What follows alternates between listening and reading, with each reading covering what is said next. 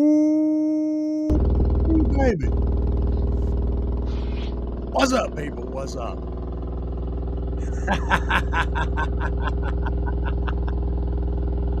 It's all good in the hood. Yeah.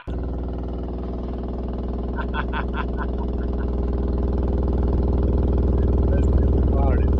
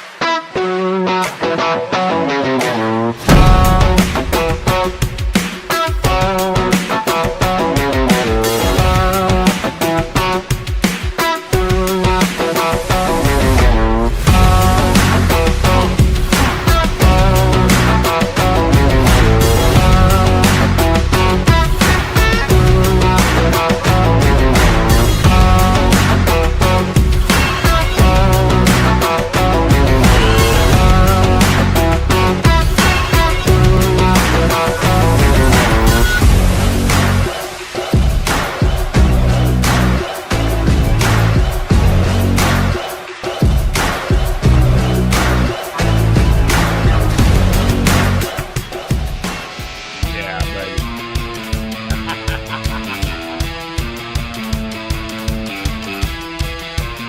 What's up, man? What's up? Franco Wade in the house. Red Bill in the house. Rick Moss is in the house.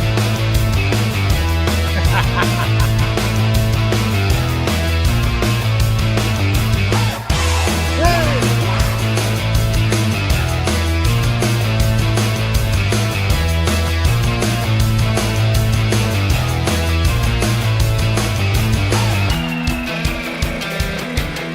Yeah. Guys, y'all been watching. We got things going on. This weekend was nuts.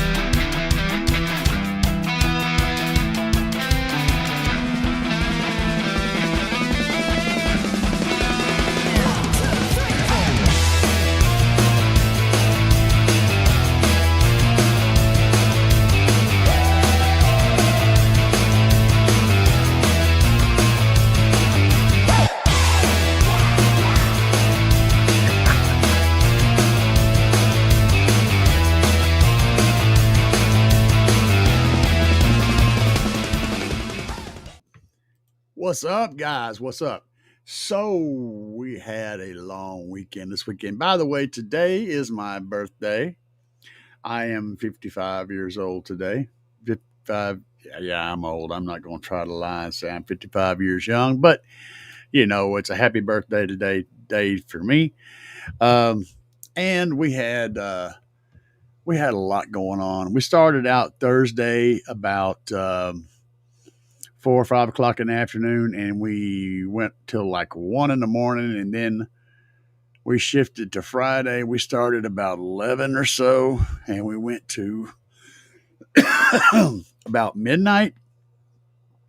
So that's a lot of hours building a big old subwoofer enclosure for one of my good friends named Chris. He's also one of our teammates on Team Savage Sounds. And we had a really good time doing it. Built him a really cool enclosure for my pullouts, my subwoofers that were in the Tahoe, the version 1 Slapz Oblivions. They are now in his Cadillac Escalade. I have 3 of the 4 version 2s sitting in my living room right now, and there'll be a video coming up where I'm unboxing them. And let me tell you ahead of time, they are some beefy subs. I mean, significantly different in a bunch of ways. So you guys are going to get to see that pretty soon. We got there's a whole lot of stuff coming, guys. A whole lot of stuff coming. I was so busy Friday, I completely forgot to run a live. I was going to pull it outside if we were still out there, and I was just caught up in what we were doing and totally forgot about it. But that whole storyline is going to be playing out uh, over the next few weeks, I guess. And who is this messaging me? Okay. Um, so, yeah, that whole storyline is going to be playing out over the next few weeks alongside getting the Tahoe finished up and ready to run. And I got some cool stuff that's going to happen to it, guys. You're going to get a kick out of this. Um, I have a, do I have it handy? That's the question. That is the question. I have somewhere. Oh, that's right. I made a folder. I made a folder. Yes, I did. I made a folder. This kind of will give you a sort of an idea of, well, where did the hell did it go? Because things just don't go where I put them, and that's unfortunate. Um,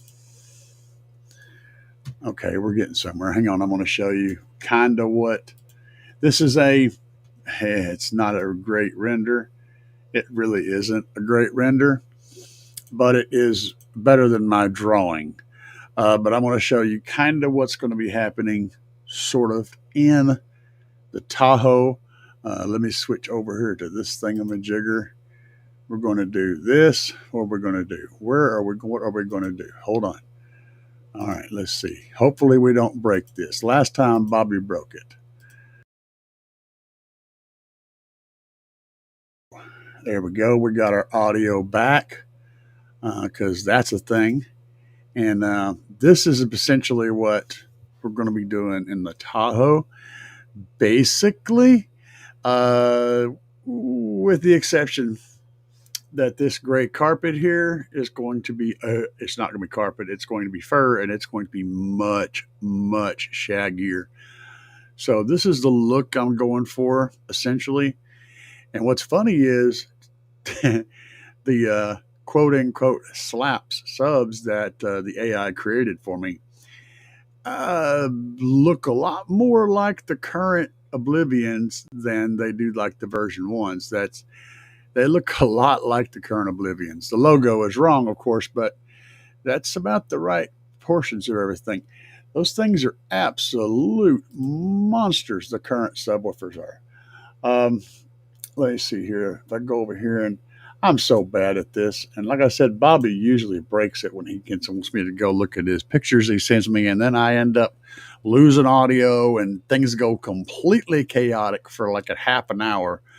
But I'm getting better at figuring out how to fix it at least. Let's see what's going on in here in the house. Franco Quaid said, "What's up? What's up? What's up?" He said, "Slap that like button." I 100% agree with the slapping of the like button. If you haven't already, do it. It looks like that. Just click that thing, makes everything better. And the happy birthday man can be happy birthday-ized with the like button. Show the love and the like. Car audio obsessed. And sir,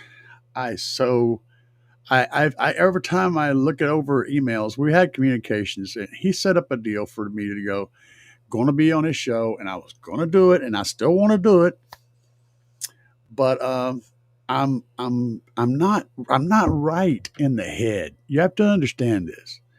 My brain does not work like a normal human being brain, or even like an abnormal human brain. It doesn't even work like an animal brain. I'm not even sure what my brain does. I really ain't, but my sleep habits are really weird, and I have a hard time sleeping sometimes, so I end up sleeping in really odd times of the day. And setting up an appointment can be difficult for me. So your best bet, if you want to line up with my schedule, is to hit me up on a Friday evening so I can do a show prior to your show. Or you can do a show. We can do a show with you prior to my live. I'll be awake and alert at that time. Any other day, it's all over the place. I have my schedule set to where I'm always around on the Fridays and Sundays. So that would be the best day is a Friday or a Sunday before my show. So Friday, like 7 or something like that, 6, whatever, 5 even. That's the kind of time frame we have to work on. And then you'll have to remind me in case I forget. But yeah, sorry. I'm just telling you the honest to God truth, man. I feel bad about missing that. So I really feel bad about it. And just wanted you to know that I wasn't intentional. I'm just a complete train wreck. And that's honest to God truth. Um, so just wanted you to know that. Franco Quaid said, happy birthday. Rick Ross, happy birthday. Car Audio Obsessed, happy birthday. Yeah, baby, I can't drive 55. No. No, I drive about 50 because I'm an old man. Red Pill. See what he said. Help. Red Pill said, stream started just as I finished the most recent video. Thumbs up to Gary. Did not know he used to be a plumber in his past life. You see that? There you go, bitch. I'm still a plumber. Oh man, y'all ain't even right, dude. I try to keep the cameras, the thing. It doesn't always work because I just, yeah. Anyway, see, that wasn't my most recent video though. That video was not the one that I just put up yesterday or today, this morning, this afternoon. This afternoon's video was the most recent video. Bobby B said, "Yo." That means happy birthday. That means a lot of stuff. Yo is a universal phrase, man. Joe Berserker, seen Savard has a sale on their rap line, probably a new version coming out. Just a guess. That's interesting. It's an interesting observation. I'll have to look into that. Jason, what's up, everyone? What's up, Jason? Uh-oh. Look at what? Rick Ross said, what's up, Jason? Mr. Gary, you are some kind of influence. Got a bunch of Slapz gear coming on Tuesday. Alan worked with me. Going to be a Slapz poster child. Son, I'm going to tell you, I just, I, I, I've had so much incredible luck with Slapz. I don't even know. It's just good stuff, man. It's good equipment and it does the job and the price is right. I mean, what else can you ask for? You can't, I don't know. Do I want it gold plated? Well, there's not going to be gold plated. If you want equipment that's going to be efficient, sound good, work well, and continuously work well, and be reliable and not cost you a ridiculous amount of money, then that's Slapz. It's just, that's it. I don't know what to say. You know what? I could. Y'all want me to do? Oh my God, do I want to do this? I think I want to bite off more than I can chew because that thing's heavy. I have an idea. We'll go down the comments first, and we'll get to that in a minute. I might have to think about this. So I don't know if I want to do this or not. I don't know if I can do this or not. I'm thinking about it. Hang on. Let's see here. All right, boss man. El Fuego from the Pacific Northwest. El Fuego! Oh, shit. It's on fire. Cardio Obsessed getting all the interviews. Hey, man, if you do it right, you attract other people. That's the thing. Doing it right is doing it right. And the man does it right. So I appreciate it. Yo, okay. All right. I got an idea. I got a really stupid ass idea. And I do mean a stupid ass idea.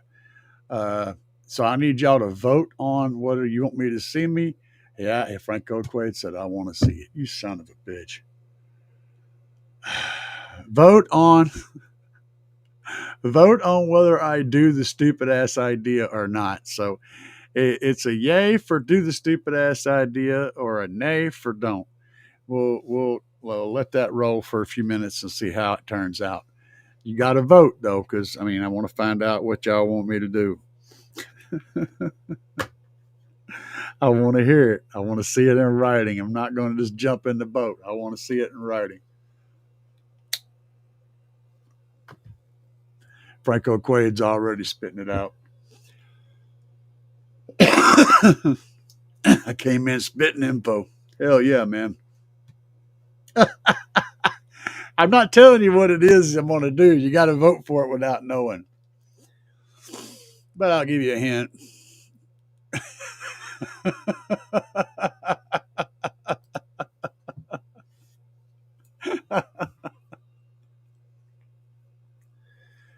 Oh, well, shit. All right, you guys had to be patient then. This is going to get bonkers. I'll be right back.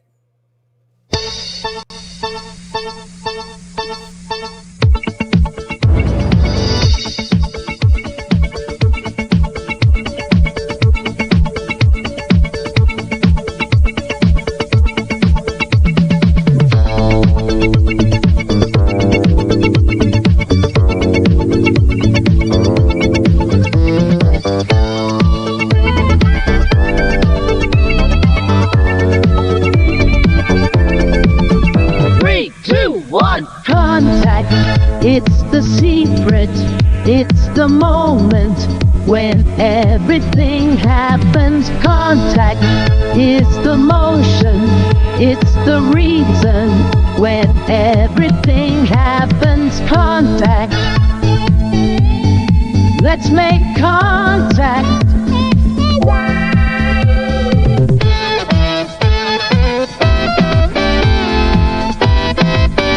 3, 2, 1.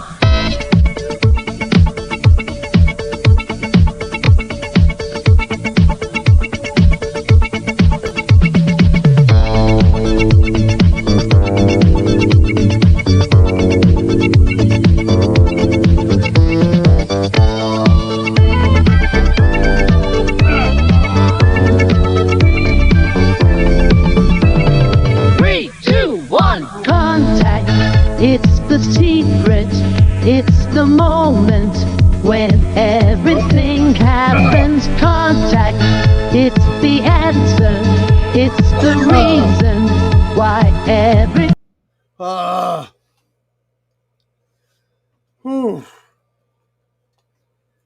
This thing is huge.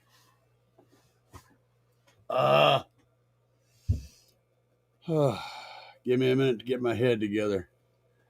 All right, let me grab my camera controller thingamajigger.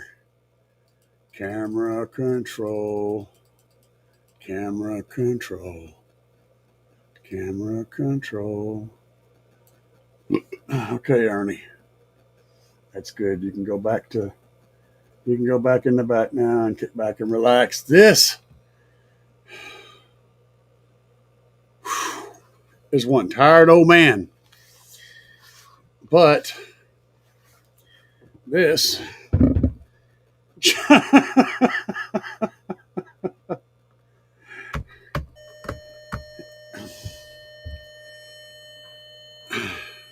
the hell's that noise?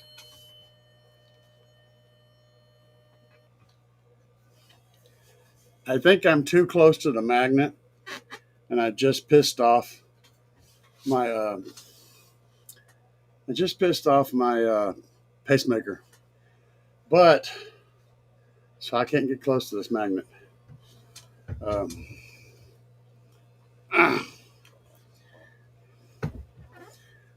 can't even move this thing. Oh my God. That was tiring. Look at this. Look at this, guys. See this thing?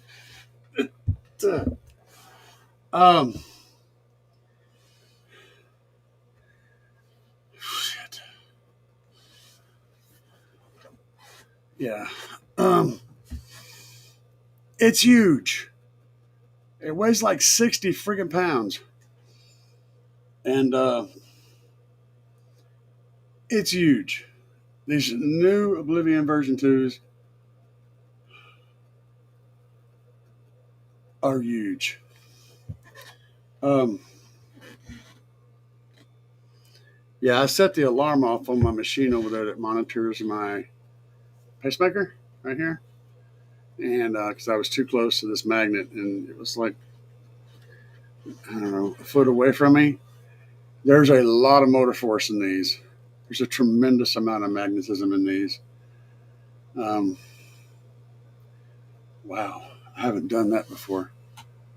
Let's see. I get the camera down here a little lower. Hang on.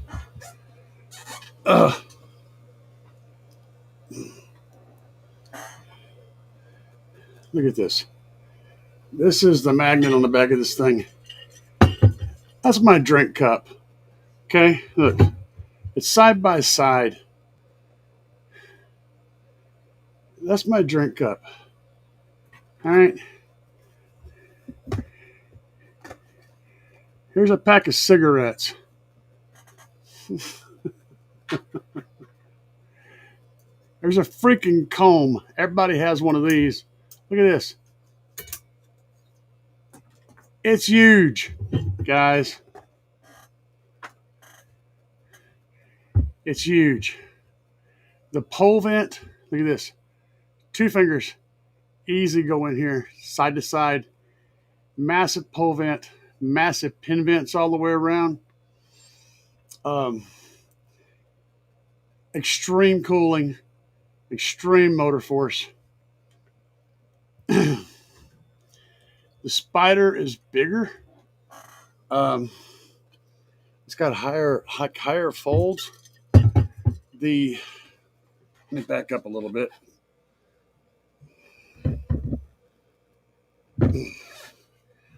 The foam roll is much bigger. Compare it to a pack of smokes. I don't know if you can do that or not.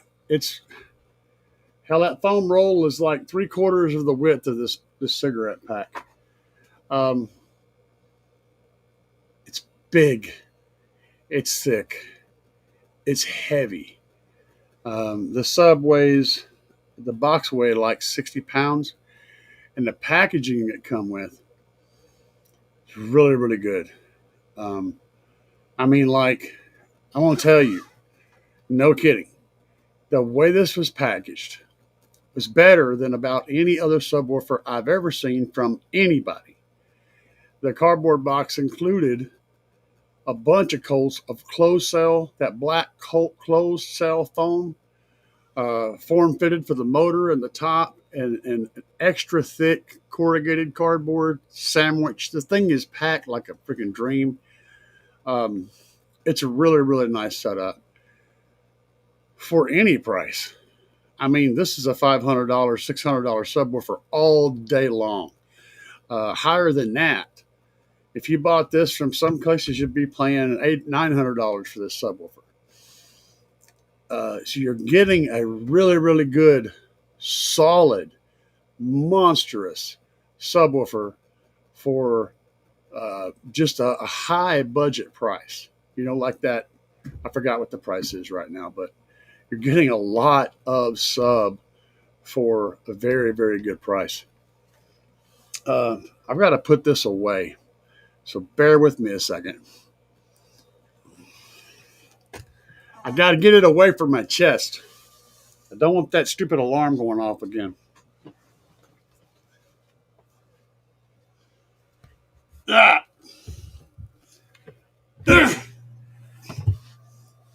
Ah. Whew. You sit right there by Bones. It's okay, Bones. It won't bite you. Holy shit. Whew. That was a terribly stupid idea. Okay. All right. Okay. I need some love for that one, guys.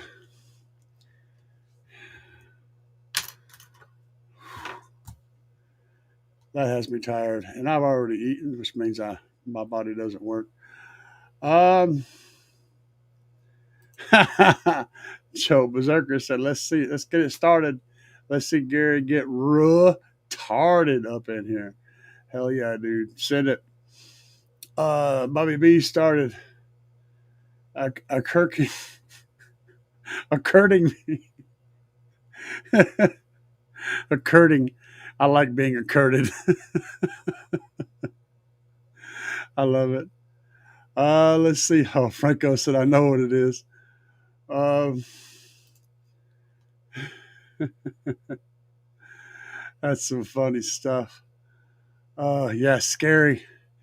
Yeah, I agree. That's scary. I haven't pissed that thing off before. Uh, oh, dude. Yeah, no. What it'll do is it'll if it's like getting ready to. It's a pacemaker and it's also a defibrillator. So yeah, when the guys put the paddles on your ass and go clear, it'll do that. And then I'll just kind of go all stiff and fall over on the floor, and you guys be trying to figure out how to call my wife to let her know I'm dead. Good times. Dude, I don't know. It's. I mean, just visually, it's at least 10 inches plus. It is ginormous. It's significantly bigger than the version ones, and yeah, crazy stuff. Car audio obsessive. That's what she said. She did. She did. Bobby CAE on a DSP RCA output. Can you use a half for a sub channel instead of 7/8? Okay, let me reread this and make sure I'm understanding. I think what you're saying is can you split up a left and right channel and use one for a sub output and the other for something else? Sometimes. Some DSPs will let you actually. You should be able to, as long as you can set the crossover point for each individual channel, not just for pairs. And I think that's the case. There's no reason why you can't do that. No. In fact, it really wouldn't affect anything that I'm thinking about it. Time alignment is independent. EQ is independent. Yeah, there's no reason why that wouldn't work. The only thing the only thing that would mess up potentially is sometimes there's a sub level in the DSP, like an extra level to adjust your sub. That level may not be tied to it. I don't know if you can reassign that channel to be tied to the subwoofer. Then it should work for that too. So yeah, I can't see any reason why that wouldn't work. It's designed to work on anything that's labeled subwoofer, and you could technically run 8 subwoofers and all of them DSP differently. So yeah, that should be no problem. Jason said, yeah, yep. Same thing I said. Cool. Franco Quaid, you have to do an unboxing. I've already got an unboxing videoed. I haven't edited it. I've been busy. We videoed. I'll tell you what. When we did the shots, the video that you guys saw, the ones that actually saw my last video, when you guys saw that, in between the second day and the middle of the second day, we all came inside. When we got done putting the baffle on, before you see the shot where the wires are sticking out of the box, before that, but after we were screwing on the baffle, I brought everybody inside and broke bread.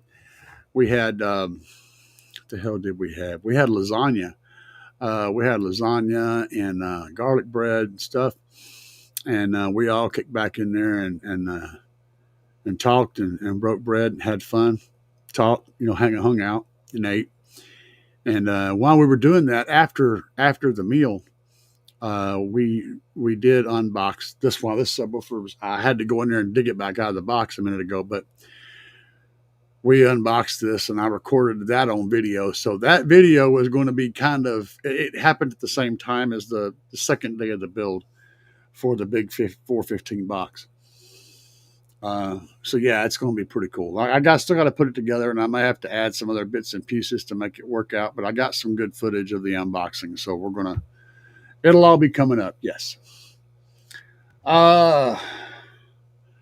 Joe says, Slapz Oblivion V2 major win. Son, you have no idea. You really have no idea until you have one of these things sitting on a table in front of you. You just don't get it.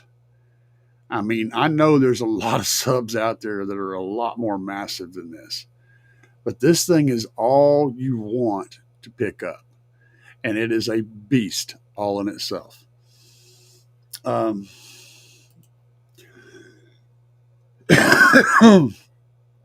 X-Men 301, welcome. What are the specs on the V2s? How conservatively? They're very conservatively rated. I would say that they're an easy 3,000 watt RMS sub. They're rated at 2,000 watts RMS. Let me adjust my camera before I dismiss it because I'm all messed up because I did stupid things. We all do stupid things. We'll leave it there. That works. Okay, I can work with that. Now I'll dismiss that adjustment thing, get rid of this, get rid of that, so I can get my cheat sheets up here. Yeah, they're rated at 2,000 watts RMS, very conservatively, and we're pretty sure they're going to be able to handle 3,000 watts RMS without too much of an issue. I'm going to go up in here and get the subwoofers pulled up, see, so I can have the spec sheet handy. As I was talking to Alan about them. So yeah, these are $314 a piece. And if you use my discount code CAE, you can save 10% and knock $32 off of that. So that gets you down into the twos. They are some nasty subs.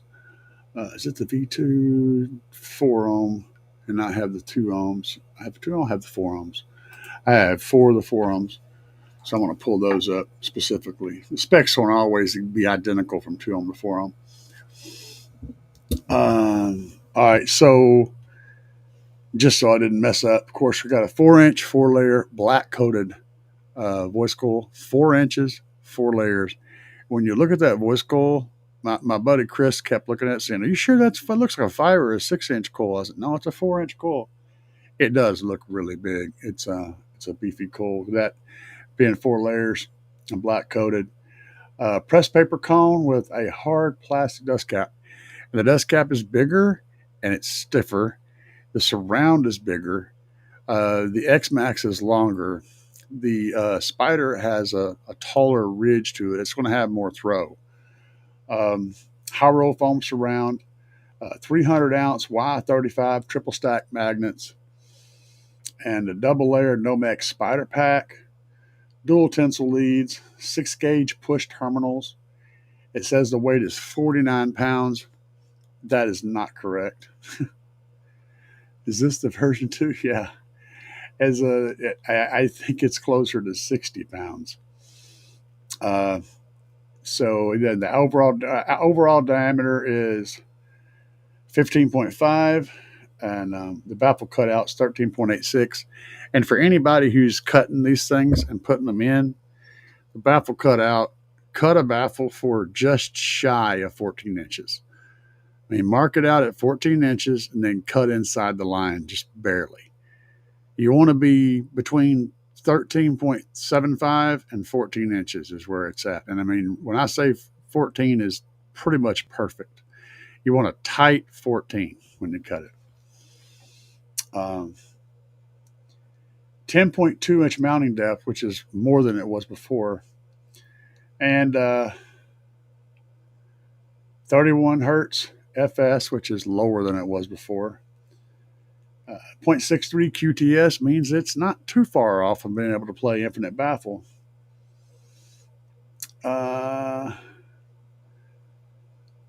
Let's see what else.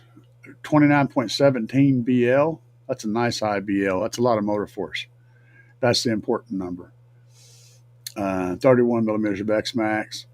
Suggested ported box is 3.3 to 3.9 cubic feet, which is a narrower band of than the version one. The version one was like 3.25 to 4.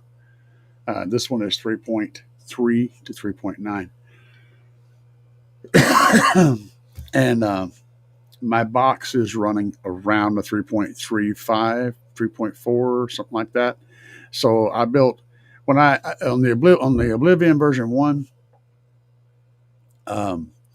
After a lot of research and digging, and also modeling, we discovered that the smaller the enclosure, the recommended enclosures, is better if you're going to run a lot of power on that sub.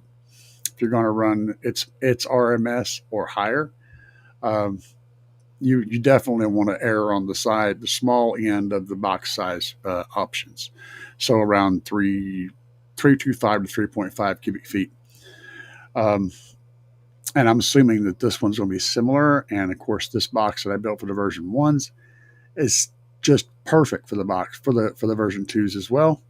So that's a cool thing. They need require the same amount of airspace. But the suggested port tuning is 28 to 33, and I'm tuned to like 26. So I think we're money shot. I think it's a money shot. I'm very happy about it.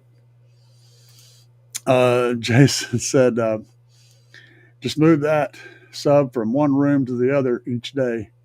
Your daily workout. Dude, just thinking about moving that damn sub is a workout. It sitting on top of the subwoofer over there, the top of that sub comes up to the middle of Bones' body over there. Let's see. Hold on a minute. I'll show you guys. It's like, look at it. It's huge. The thing is huge. Bones is terrified. You can't see it because he doesn't have any facial muscles left, but he has a terrified look on his face. I'll assure you. 2,000 watt. Yeah, that's what it's rated for. Franco Quaid said, "Thank you, Sam. Can you use channel 1 and channel 2 instead of channel 7 and 8?" Yeah, sure. You can split those channels up any way you want to. Some DPSs, honestly, you can basically use any channel for anything. Most of the time, you could use channel 1 for your front right channel, and channel 3 for your front left channel, and channel 7 for your center channel, and then channel 2 for your, yeah, you can go all over the place. Having them in some kind of order that makes sense is mainly there so that you can keep track of what the hell's doing what,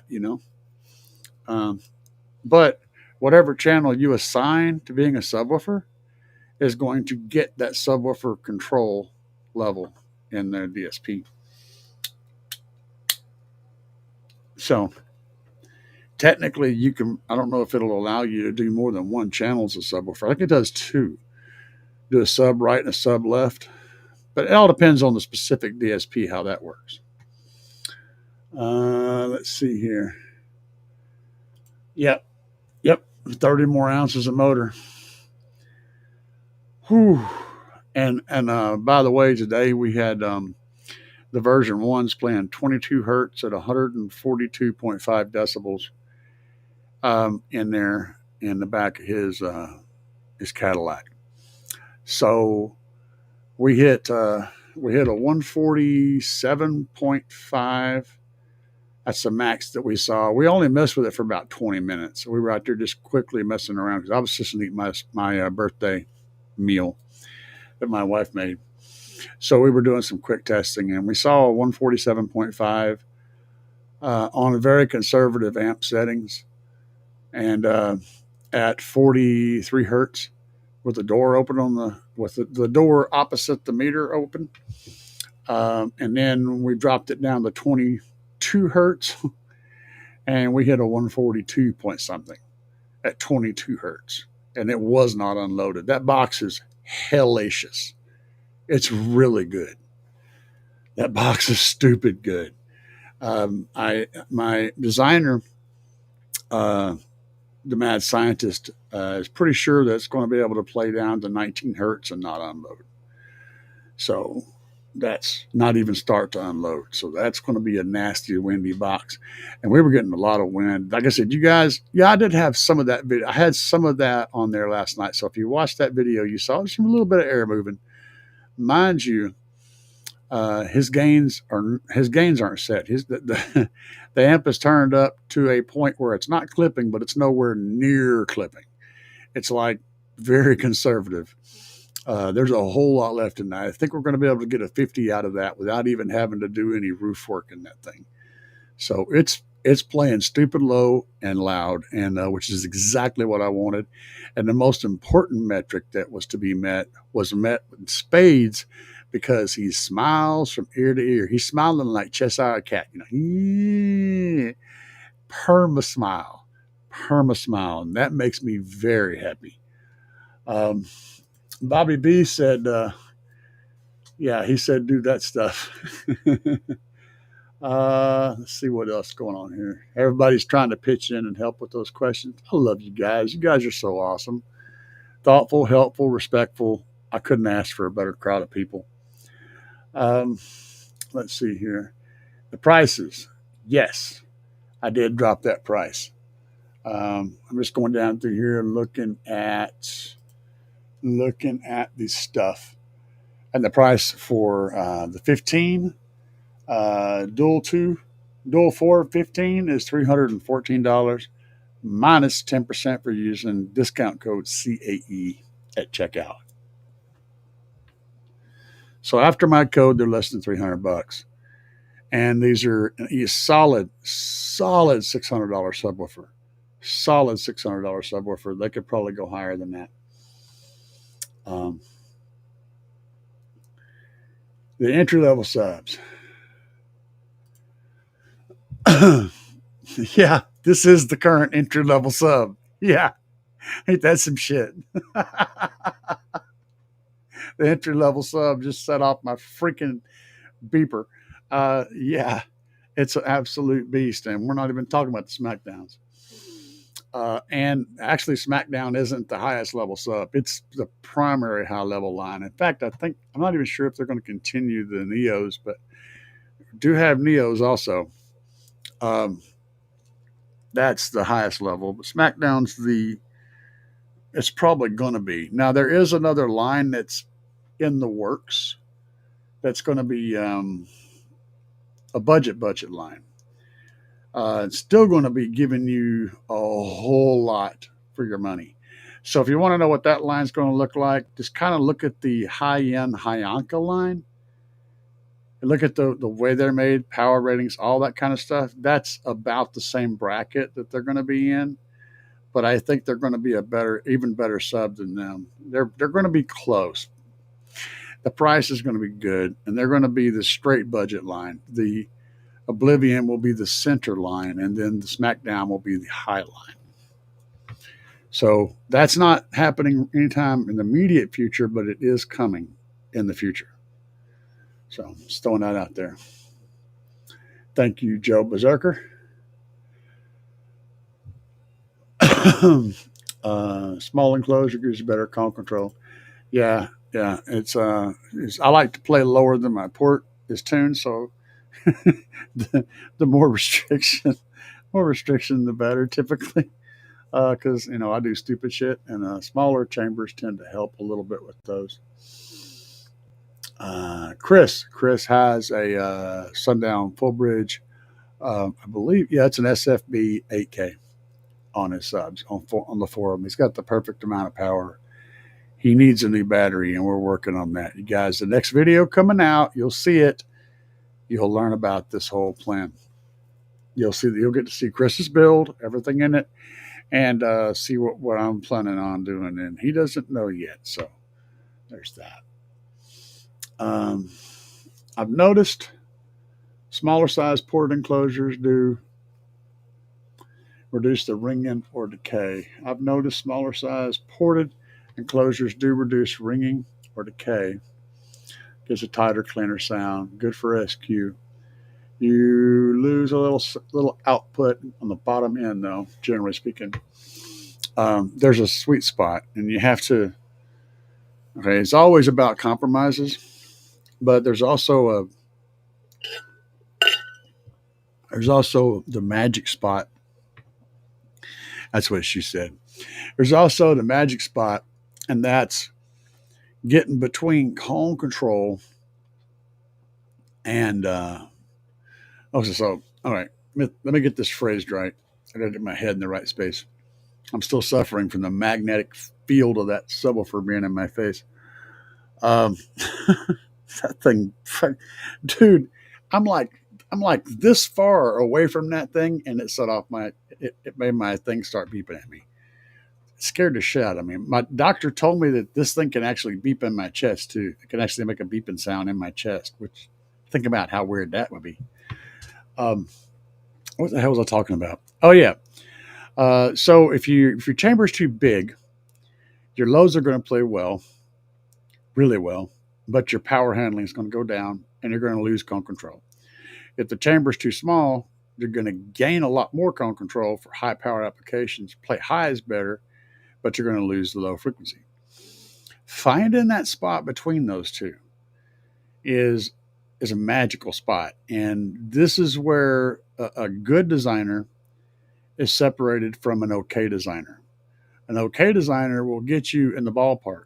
A good designer will hit the G spot perfect and give you the perfect sweet spot. And that's why you have to pay often for good designs, because that person's taking the time to rein it in to that perfect shot so that the sub has got the right amount of control but still can extend low. You get lucky with it sometimes. Sometimes you just ballpark it and you go bam and you hit the target. Everybody has a good day. The vast majority of the time you're going to get close, and it's not quite going to be what you're looking for. It'll still be okay, but not perfect. So yes, that is definitely a thing, man. And by default, if you're designing and you don't want to pay someone to do it, or you don't want to buy expensive software, or you don't want to do any of those things, but you still always err on the side of smaller.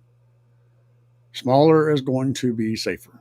Err on the side of the smaller chamber, and you're going to end up with a sub that sounds great, probably still plays lows pretty good, has good control, it's not going to break, it's going to be consistent and nice. When you go to getting into the big chambers, you have to cut power. You have to, set up a filter to keep them playing stupid lows. You have to do a lot of little things to make that work. So it's not always ideal. But you don't want to go too small, or then you end up with a sub that just won't do crap. It sounds like a freaking mid. Like I said, it's a tough thing. Jason said I would assume the smaller volume can also reduce excursion somewhat. Absolutely, it sure can. It depends on your motor force, though, Jason. If you've got a subwoofer that has a lot of motor force, like a tremendous amount of motor force, it can basically overcome the chamber size completely. Like some of the really, really, really stupid sundown subs, you can't stop that thing from moving. You just can't. It's going to move. Now, where the problem will come in, though, is how much of that can the cone take? Because every time that cone is trying to compress that airspace that can't be compressed, that motor's saying, we're going this way, and the air's saying, no, you're not. Well, they're tug of warring with the spider, with the surround, and with the cone in between them. The cone's trying to resist because the air's holding it back, and the motor's trying to pull it. And then you end up tearing the surround, ripping the cone off of the sub. I've seen all that kind of stuff done. So that's where the problem comes in. No matter how much motor force you have, there's only so much that rope can take. You see what I'm saying? So yeah. But if you're pushing things to the mechanical limits, yeah, okay. I haven't tested that, just heard it. And it's 100% correct.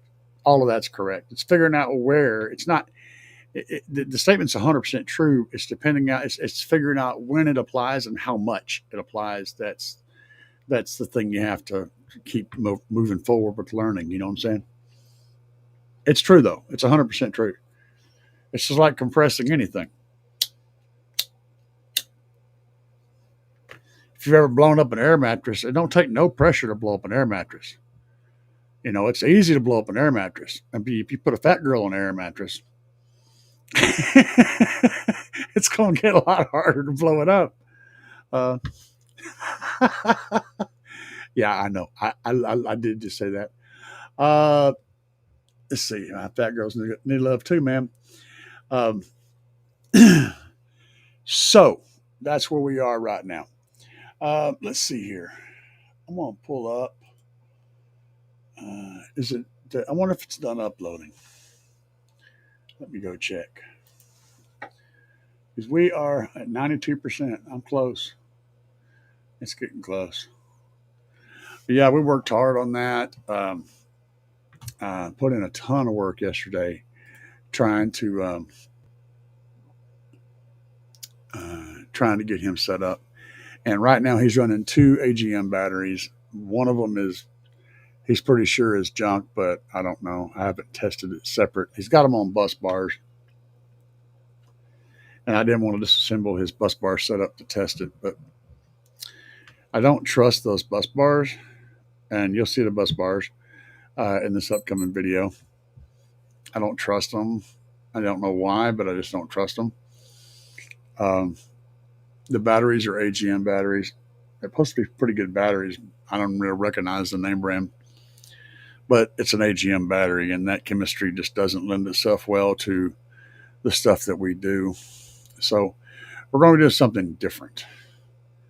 Something different. What's up, man? Happy birthday. Happy birthday to me. Thank you. And guys, if you're ever confused, I go by Gary or Shane. I primarily go by Gary. I have myself listed as Shane on Facebook because the people that I grew up with called me Shane in my early years. I stopped going by Shane in my 20s, and I started going by Gary. And so whenever I set up my Facebook page, I had to put both in there so people would know who the hell I was because they know me by one name. So that's why I have 2 names.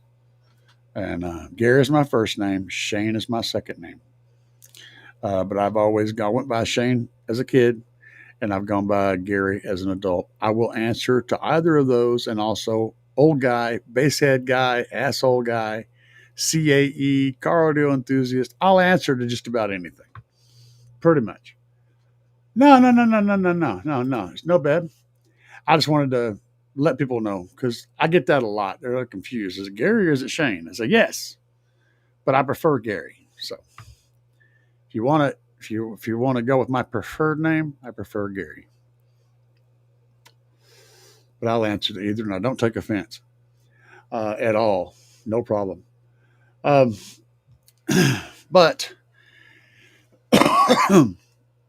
in the process of editing, I spent last night, this morning, I've over the last 2 days, I've spent like 13 hours of editing videos and about 16 hours of building. And I'm tired. Today's the birthday. But we are here for the Sunday show for what it is. I went and got that big ass subwoofer and brought it to the house and set off my beeper. And for you guys, it's good times all around. I'm gonna set the camera up on it here in a minute. Let me go ahead and do that. I'm gonna show you guys a little bit better because I got it over there where it's not, murdering me. Give me a second.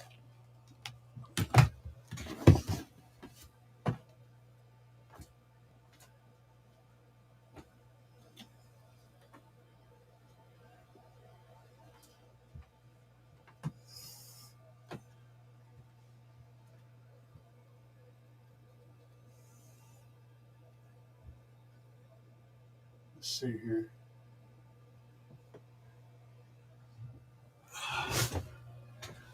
Yeah, y'all can see it over there. Let me pull my camera controller back up. See if I can tweak it, hook it to an amp. No, not right now.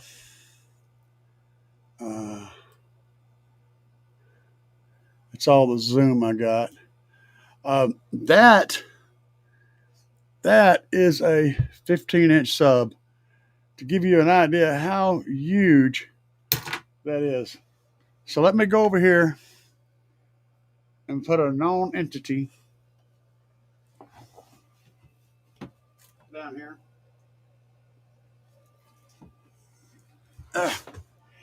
There's a pack of cigarettes sitting beside that. So, you can judge by that just how stupid big that magnet is. It is large. No, there's never a dull moment. What the hell would that be? Okay. We'll have to cover that question. It's fun. We have fun. We have fun here. This is what we do. Let me see here if I can get. Well, okay, so let's pull these up on here. Damn, that thing's big. I'm just looking at it in the camera. It's not big. It's more imposing in person. It's really strange, but it's still big on the camera. Chef Life, welcome. 420. I went and changed the fuse, but still no power. Fuse on amp changed as well. Checked everything but remote wire, but other amp is working on same wire.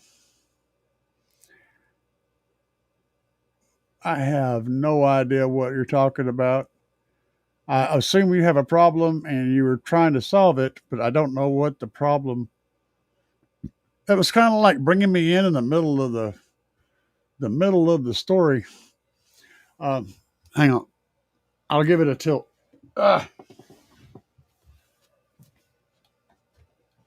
Wait. Over here doing the tip.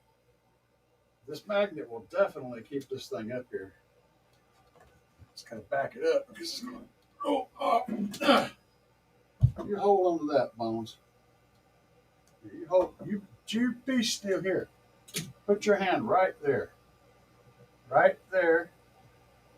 Nope, that's not going to work. Your arm is a frail. No. There.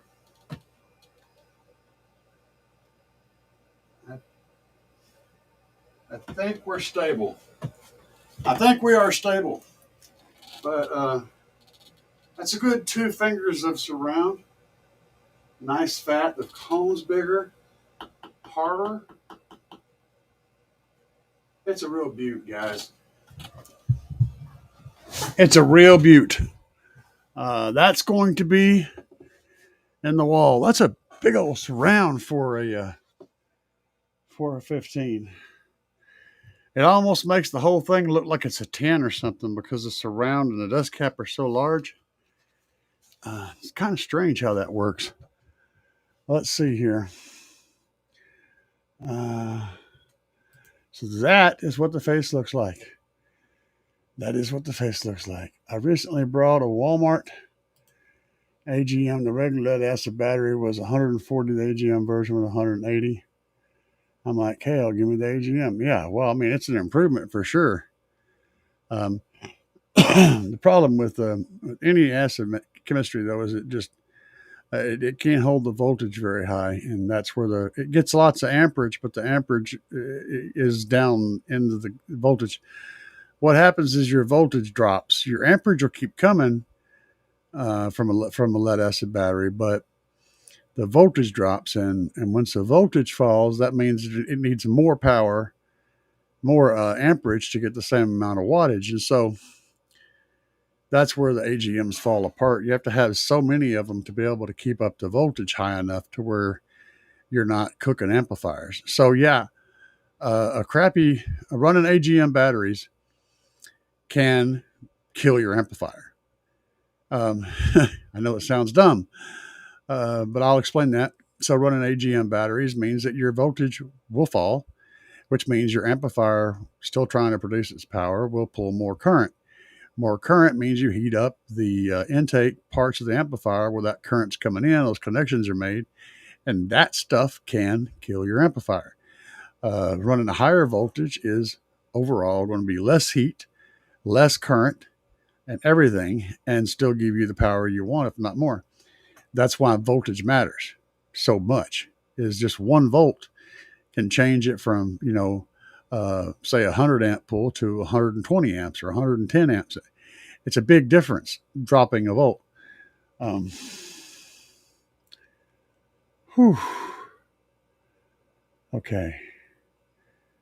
Let's see the box for that, I think. Yes. Yes. It's a big old subwoofer. Um, they were. Jason, they were. They were $300-400. Some still are much more. That's what she said. Yeah. Oh, I got you. Okay. Okay. So if you've got a problem, let me think. What'd you say? Check your ground cable. Check your power connections, your ground connections. Check the thing that you think you don't need to check. Your turn on wire. Check that too, because all of those things can absolutely cause problems. And if you think you don't have a problem here, and you say, okay, I don't need to check that because I know that's okay, guarantee you that's where the problem is going to be. So we're going to get the camera set back up. So yeah, whenever you eliminate all the things that you think is a problem, check the things that you don't think is a problem, because it's somewhere.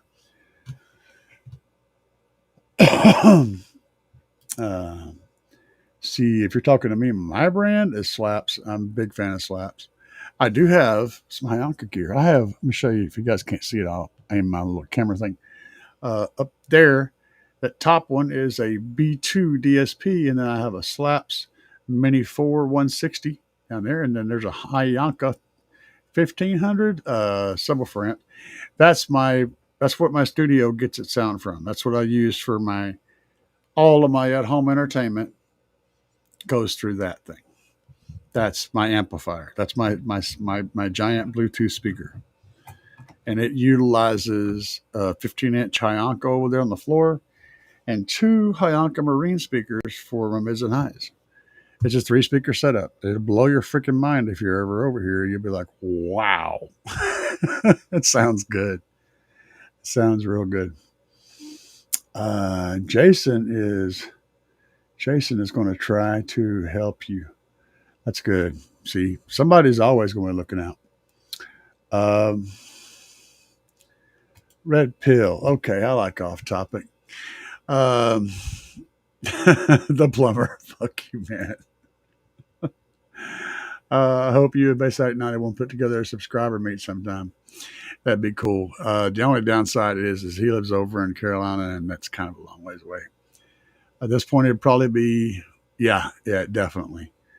And it would probably definitely be an audio event. That's about the best we could hope for. Because, like I said, both of us, we live a long ways from each other. Of course, he is a truck driver, but he mostly drives kind of a local-ish route, so he doesn't really get over this way.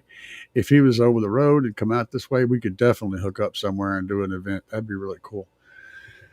I like the guy. He's a great guy.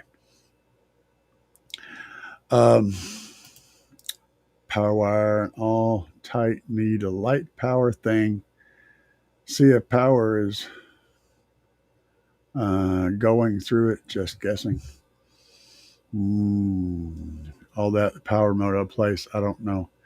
Man, I'm more of a picture person. I have a hard time turning words into images. I'm more of a look at it kind of guy. Jason's helping you though. Jason, or Chair Life says, I just found the channel, but I love car audios. I'll be around. Love it. love it loud, and gotta have bass, man. Me too, man. Me too. I need a bass. I need a little bass injection every day to keep me moving. Um, yeah. If you're mechanical, I have built my own lithium using Lev 60 cells from battery hookup. Cells are 20 torr, yeah, and good for that stuff. And trunk donor lithium. Yes, I do recommend trunk donor lithium. If you can build your own banks, go for it. The only downside is, and there are downsides, and I'll tell you mine that I've seen. The obvious one is the obvious one. The first one is, do you know what you're doing? Do you know what do you know what you're doing? That's a big one.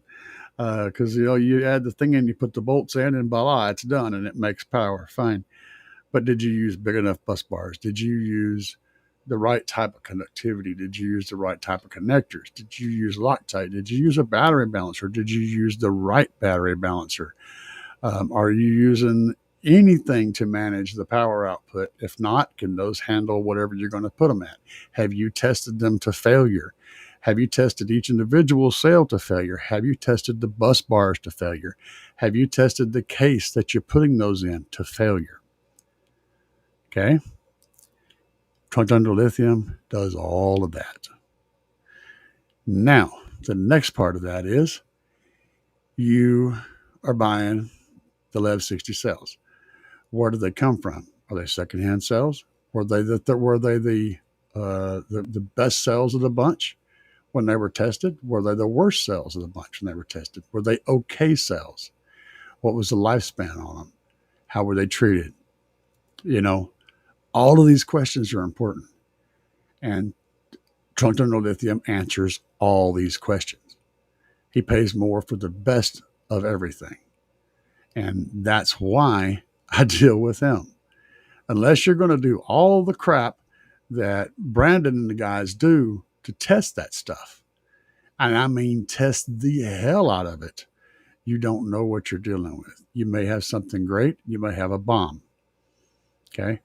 That's why I recommend Trunk Donor Lithium, because I know you're going to get a product that's going to work perfectly, going to be thoroughly tested and well designed and well put together, and an enclosure that's going to take a tremendous amount of abuse without failing.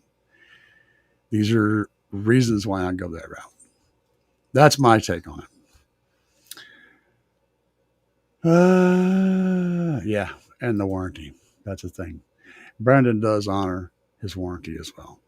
So, and he does honor a warranty, even if he tells you, even if you've done something and say, well, there's not going to be a warranty, whatever, or if you've done something to it, or you traded for it, or you bought it from somebody else, Brandon's covers everything. He always does. He goes out of his way to cover people having problems, even if it's their fault, even if it's something stupid that they did.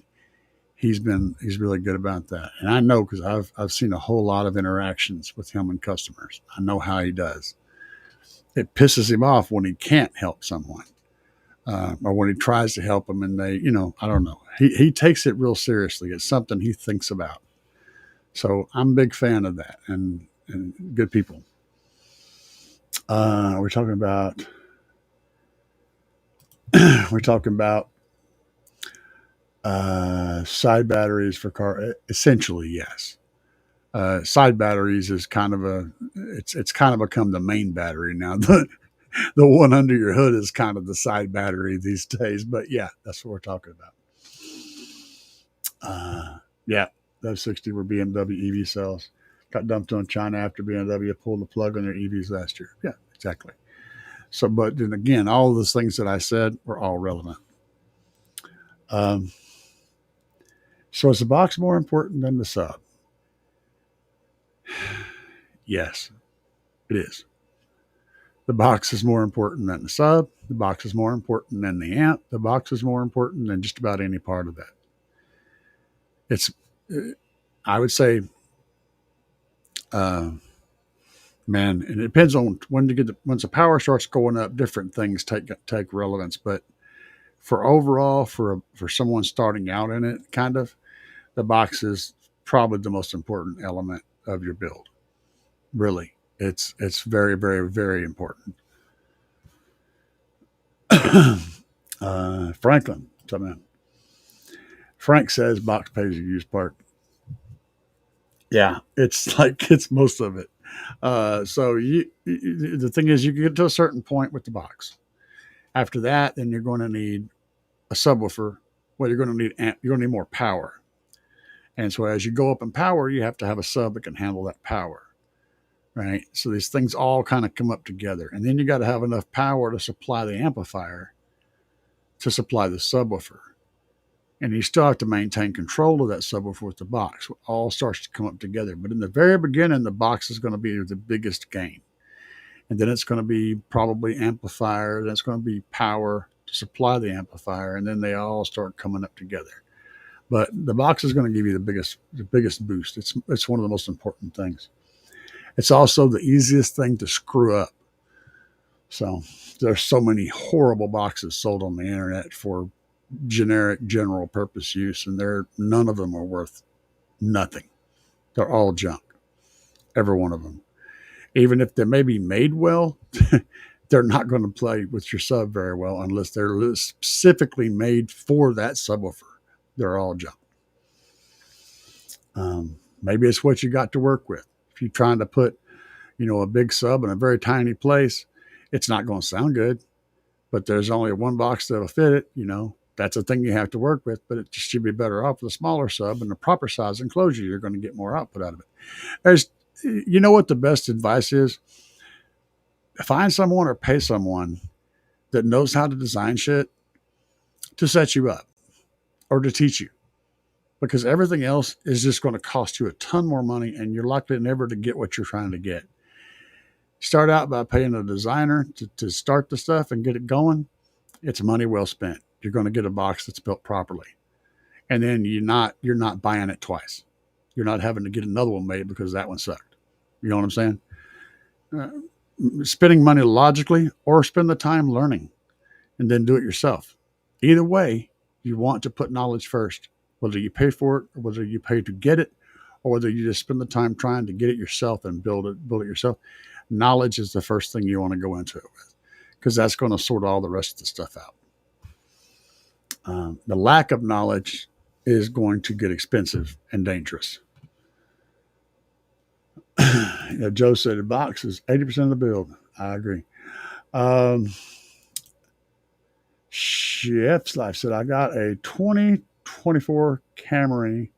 Want to put one sub in, I think. What recommended ported box? One that fits the sub. I don't know what sub it is. You got to start with the way to do this. The order of operations. Okay, that I'm a big fan of order of operations. The order of operations is learn first, and once you've learned something, if you want to jump right on into the building part, you should probably spend about that much more time learning some more shit. But assuming you're just going to dive in, the order of operations is to find out what enclosures, what subwoofers fit in the amount of airspace that you're willing to sacrifice in your vehicle. What enclosure fits in the amount of airspace that you want to sacrifice in that vehicle. Once you've got that kind of thing figured out, you can start looking at different subwoofers and see how much air volume each of those subwoofers require. And of course, you can only, if you do the measurements and all that stuff in there, and you come up with an outside measurements to a box, you can just sacrifice, like, say, 40% of that number, check it right off. So you can only use about 60% of that space that you think you have for the actual air cushion for the driver. Everything else is going to get sucked up by all the other stuff.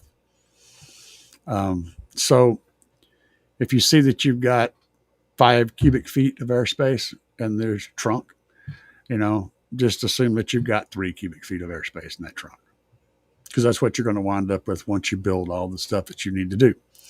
Now okay, I got that much, and you look around, what kind of subs can I get to work in that airspace? Then you find the sub that fits in that, and then you start putting all those pieces together, and you find someone or learn that can do or teach you or learn how to build an enclosure to fit that together in that vehicle. You say, well, how much power does this combination need? Whatever subs I'm running, however many there are, how much power does it need? Okay, well, I need to find an amplifier that can provide that power. I recommend going with a little more output of an amplifier than what your subs can actually handle. So if your subs are rated at 1,000 watts, I would recommend going to like a 1,500 watt amplifier. It's going to stay cleaner up in the high end of that 1,000 watt range. You can dial that dial back a little bit and keep it nice and low. You're not going to clip as easy, and it's going to have more dynamic room. Then you say, well, how much amperage do I need to feed that amplifier? Well, then you're going to, 1,000 watt amplifier, you're going to be able to need to RMS it about 500 amps. Now, or excuse me, about 100 amps. 100 amps. Sorry about that. I said 500 amps. Holy but Jesus. Anyway, 100 amps. 1,000 watt amplifier would usually work okay off of a good solid stock electrical system. But that's about the end of it. After that, you start to have to really make changes to that. But you got to make sure you can deliver that 100 amps constantly to that amplifier. So everything upgrades all the way back, and then you go, well, if you're doing that, that stock system will be okay. You go to a 5,000 watt amplifier, you're looking at 500 amps. You're definitely going to be upgrading the electrical system. So then you have to extend that reach on into the engine bay, possibly putting in a high output alternator, adding a second front battery, or a good trunk under lithium battery in the back by the amplifier to supplement that charging system. All this stuff builds and builds and builds, and so it is. But you start with figuring out how much airspace you have in the area you want to sacrifice, and you build from there. That's literally the first question.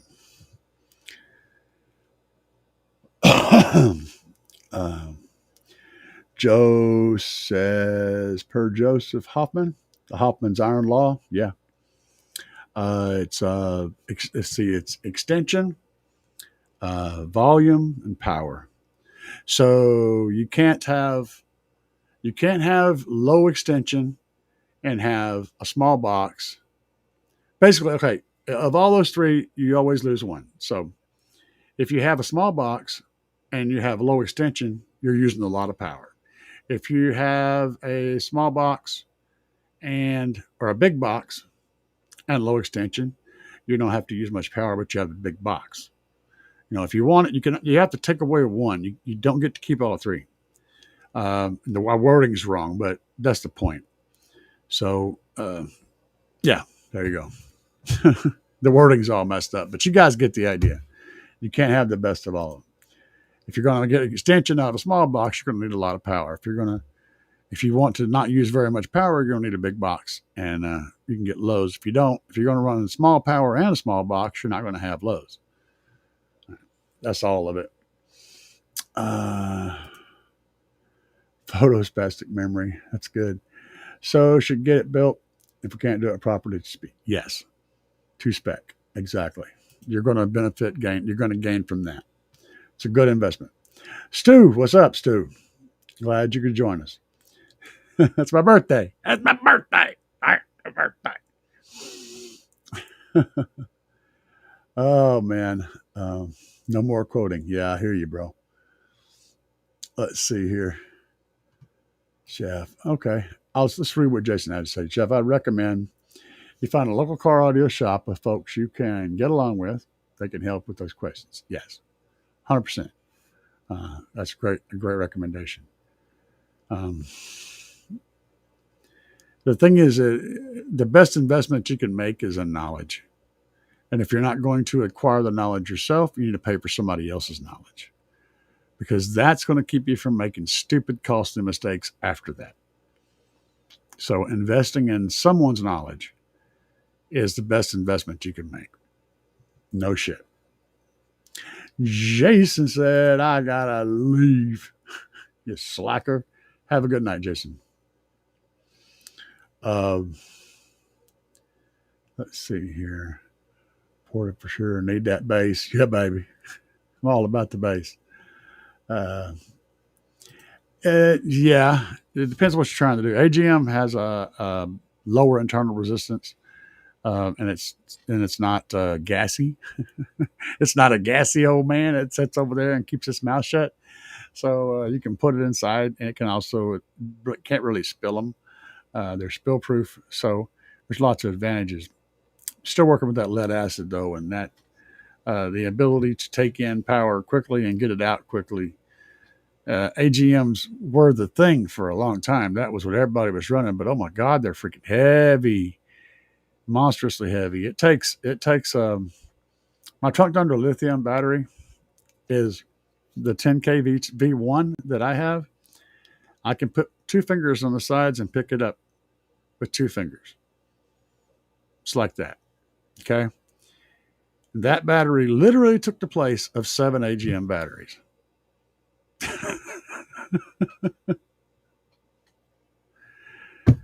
And all that weight and everything. Yeah. Yeah, it did. It took the place of 7. And it holds voltage higher too. Chef, I don't know, Chef Life 420. That name. Had many systems, but I bought stuff first. Now I want the nice car. Exactly. And that's where you mess up. You go start buying a bunch of crap and not knowing what you're doing. There's a real good chance that even if you manage to use all the stuff that you bought, you're not going to be happy with what you get. And it's going to cost you a lot to use it. Had you went and just found out and learned first and then bought things second, you would have spent less money, less time, and you will end up with a better result in the end. That's the thing. But what you have to buy first is something that you can't see, and that's knowledge. It's hard for people to break into that.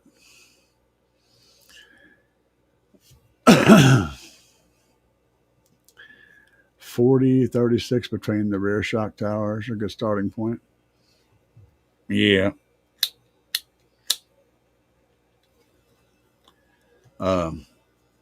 Yeah, excellent. So that's where I'm lost. 420, where you live. Franco Quaid's gonna come hook you up. Had dimming headlights my whole life. Yeah, those capacitors are all crap. Super capacitors and ultra capacitors are completely different. They're actually really good. But those 1 farad, 2 farad, 10 farad, 15 farad, whatever caps are a complete waste of money for pretty much everything anybody tries to use them for. They are not going to do any of that. They have a specific use case, and nobody uses them for what they're designed for. Yeah. Let's see here. Stu said, wow, I was streaming like 10 minutes behind. Oh, man, no, you're like an hour off, dude. We've been going for like an hour when you popped in. You're a slacker. Let's see here. I want deep bass. And you need to make sure you got plenty of airspace for that sub and not choking out a bunch of subs. That's where you get the deep bass, is having lots of airspace for the sub you're using, not putting a giant sub in a tiny box. That's a bad thing. Franco Quaid said, when you say trunk thunder in the back, when you say trunk thunder in back, what are you running in stock location? Okay. And me running a stock location, I'm running an AGM battery. However, my AGM battery is not part of the same circuit as my trunk thunder lithium is.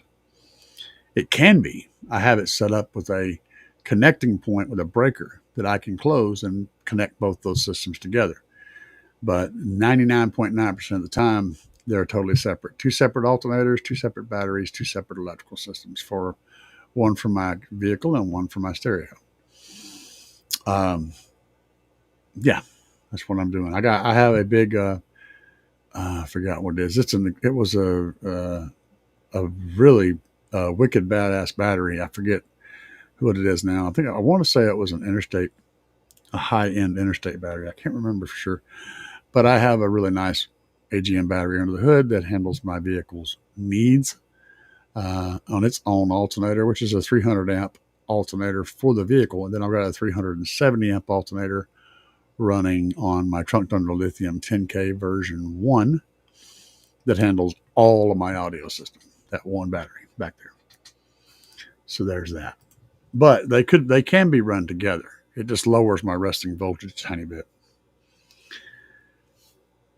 Stu said, so I learned this week on my quest for information that grounding amps to the rear battery bank instead of the chassis is the way to go. Mm-hmm. Yes, sir. 100%. That's how I roll. So the sub that I showed, yeah, Slapz, man. I'm all about them, dude. They rock hard. I love it. I've got the whole, like I said, I've got a whole vehicle that slaps audio. I have a slap bill. I slap it. I don't slap it as much as I did when I was younger, but you know.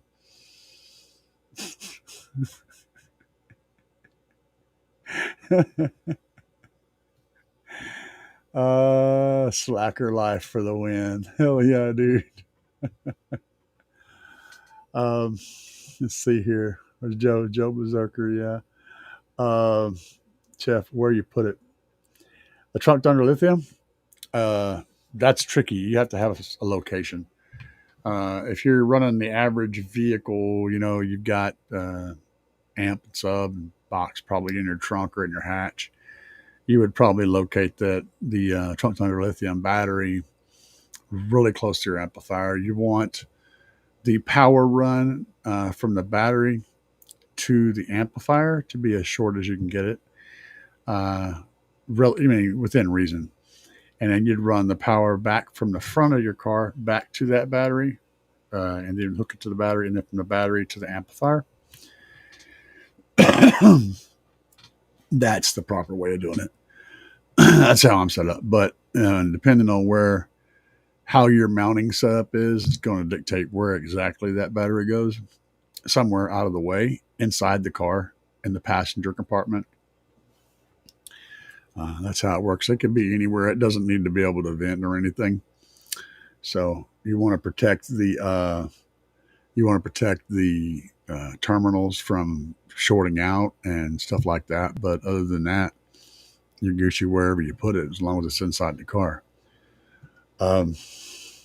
Electrically, though, you want it close to the amplifier. Rob Richards. I got two. Rob says, oh shit, here we go. Rob done opened it up. He's done stepped up on the soapbox. Said, I got two version 2s for my wife's Audi. I took your word for it. They are the best budget subs. Yep. So if you wasn't here earlier, I had one sitting on my desk. It made my damn pacemaker start beeping at me because the magnet was too close. And I made a point to carry that sucker down by my waist coming in here, but when I set it up on the desk and I got about 8 or 10 inches away from it, it got close enough that it pissed off my little computer over there in the window. Blah, blah, blah. They are the best on budget subs. Should have them playing next weekend. Definitely let you know how it goes. I'll be looking forward to it. I haven't had mine in yet. I got 3 of them, and I've still got some stuff to do to that box. Boy, it's going to get nasty, though. It's going to be so nasty. And the videos will come up, guys. But if you haven't already slapped the subscribe button, you might want to do that. And hit the like button. Likes are good. Likes make me happy. I'm happy when I'm liked. Everybody loves to be liked and likes to be loved. Slapping, Joe Berserker said. Even though your batteries are on a separate circuit, do you have them all grounded? Yes, they're all grounded to the same point. The frame is a common ground. And yes, um, Rob Richards said, "Happy birthday, brother! Happy birthday to me too." Thank you. My sister called earlier, and I had my nieces in the background. Both my nieces were like, "Happy birthday!" And I'm like, "Happy birthday to y'all too." Yeah, that's good stuff. Uh,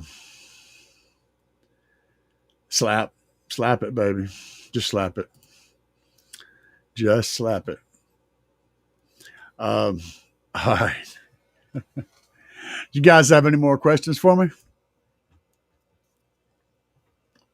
I'll wait around for another minute or two.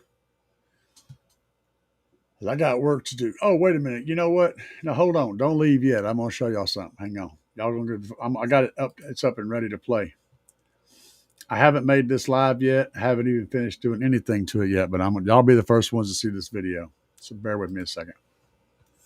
Oh, my mug is on here too. All right, hold on. Where's my button at? Y'all. We're gonna watch it. We're gonna watch it. We're gonna do it. I might lose audio for a minute. Hopefully, we can retain audio. So if the audio sounds like hot garbage, I apologize, but at least it'll be listenable. So give me just 1 second here. Screen share. Boom.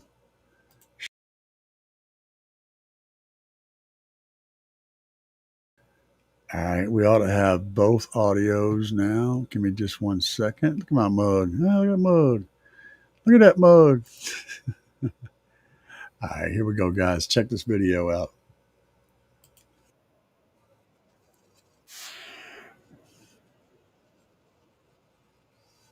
Y'all hear the audio?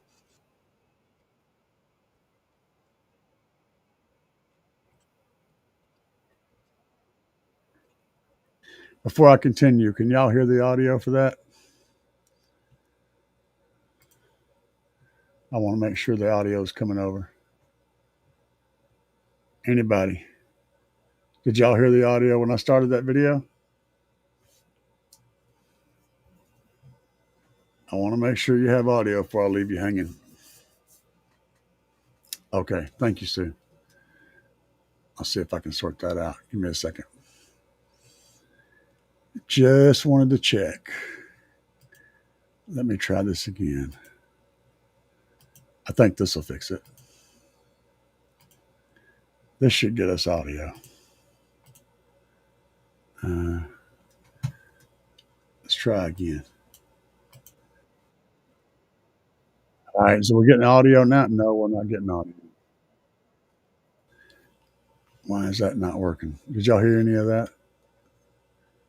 Okay, no. All right, thank you. I'm gonna try a new one. I'm just gonna open up a new screen. See if I can get it to work. This is pretty cool. Screen. That's not the right screen. What the hell are you doing? What are you doing anyway? Maybe this is it. Let's try making that big. Why won't it show? Edit name and no. Remove source. Okay, we'll do that. And then we'll add it again. Do. You know, you never know how shit's gonna go. You just never do know. I have one backup plan. So if I fail, I have a backup plan to the failure. It's just not ideal.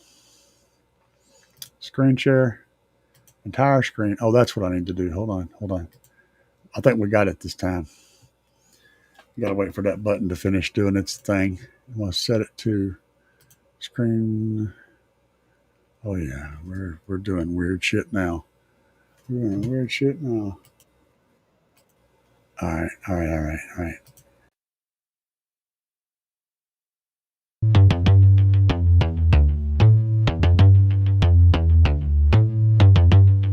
Yeah, that's Ain't nobody stopping me.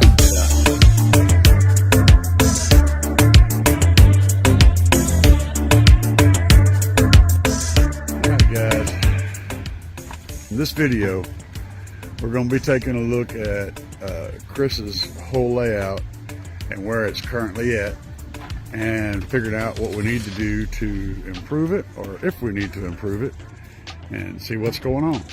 Let's check it out. All right, Chris, under the hood, what do you got for an alternator? Is that stock? No, that is a 370 amp aftermarket Autotech alternator and it's rated at 14.8 charging voltage. So you're doing 14.8, 370. Okay. When I start it up in the morning, it reads out 15, and it stays 15 for like an hour and a half. Getting good voltage back to the back, that's for sure. Terminals look real nice. That's thanks well set up. These terminals and the shrink wrap, and the wiring process is. I did all this wiring at this design, but if it wasn't for Richard, I wouldn't have none of these terminals. I wouldn't have been able to make it look clean. He hooked you up with all the stuff and everything? Yes. Richard hooked me up with all the terminals. Richard is the man. That's nice work, man. And he helped me run all my wires. That's good. That means that this is all solid up here. I like this. Now that run goes to the back, right? This goes to the back, and I've got a ground right here that goes to the back. So you're running the ground from the battery and the positive all the way back on alt gauge both. One aught welding wire. Yep. One alt. Okay, good deal. I like that. Overall, I think that's clean. And I think that's solid. And both me and Richard ran. So we ran this wire back. It's running down my frame.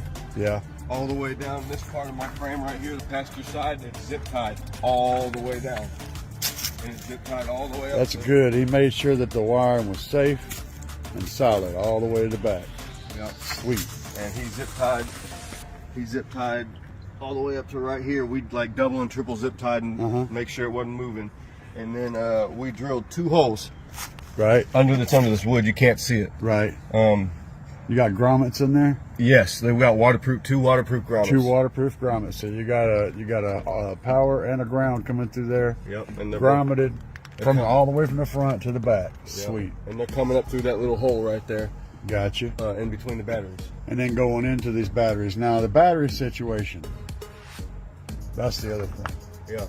So what's going on with the batteries? So hold on, let me go over to the other side. Look at that box, man.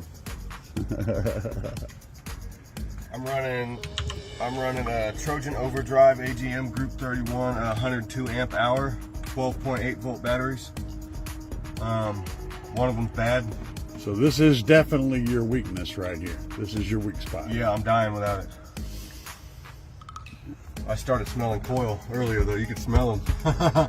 Well, they will smell if you bang on them hard. You start smelling, they back off, Yep, man. yep. You know, you have to throttle things. Yep. I turned it down as soon as I started smelling stuff. I turned it way down, not off, because if you turn it off, you don't want to cook them by sitting them just still. pay attention to them. You know, Yeah. you're beating on them, feel level. If they start feeling pretty warm on them dust caps, cut it then off. back off on it for a few minutes. You know, you always got to keep that in mind. Now he's been working on stuff. But it looks like you got rid of those, and you did this the right way. You've been out there busy. Yeah. You've been out there busy, so I like this. I like this. 100%. Except for this box, these subs being wired on the inside. 100% of this was done with Richard. Yeah. I didn't do it without him. Yeah. He did a bang up job. And without both of you, I could not be sitting where I'm sitting. Well, I appreciate that, and I know Richard does too. That is a monster sub box. It is, man. I love it. We got to finish sanding I wonder who helped do that, man. Yeah, I don't know, man. Some guy, some fucking weird, some weirdo named Gary. Yeah, some weirdo named Gary. Yeah. So what I'm thinking here, how much wattage are we trying to do? 8,000 watts? I'm not going to be able to push that because it's at about, I don't know, 75% efficiency. Yeah. Well, the point I'm It's figuring, 8,000 watt amp sundown, 8001D. right? That's it. Which is a great little amplifier. Nothing wrong with that. And you got a nice little matching set over there. Yeah, this is my sundown 1250 SIA that I'm going to be running on my door speakers. Yeah. So you got a nice little matching amplifier set up. I like that. So what I see is the batteries being AGM is definitely your weakness. See, here's the thing about these batteries is they're only able to pull about 200 amps out of them at one time. Yep. Okay. Yep. So you can only put in and put out about 200 amps total with these two batteries, if they're both perfect. This thing is going to need a minimum of about 400 amps, half of its amperage. Yep. So the batteries literally cannot keep up with this amplifier.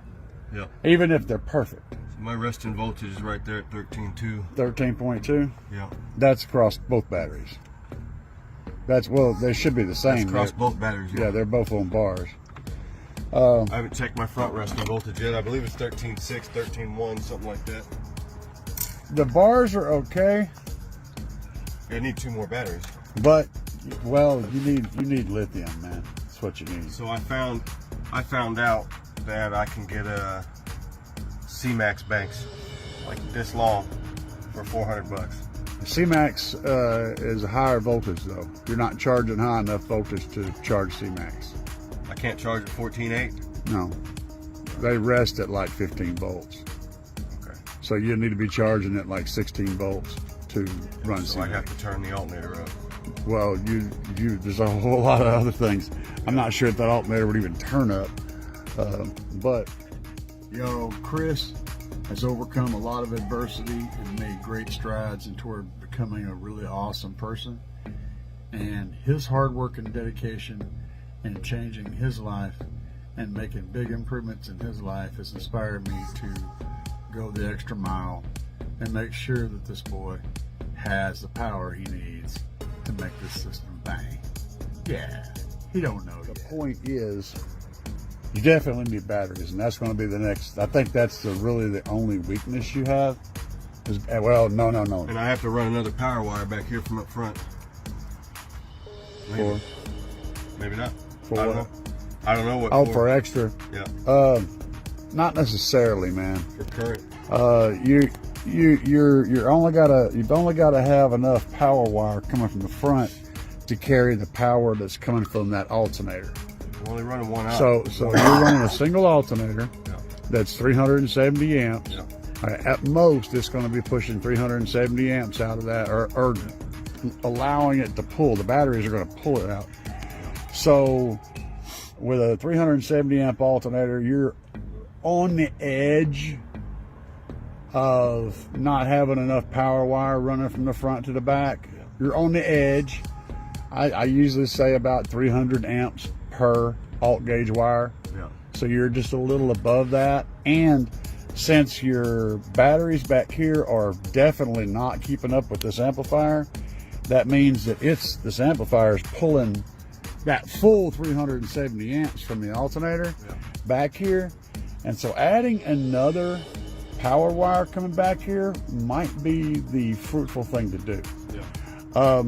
But as one part of it, this is the little stuff, and something you can consider is running your ground back here that you run back here.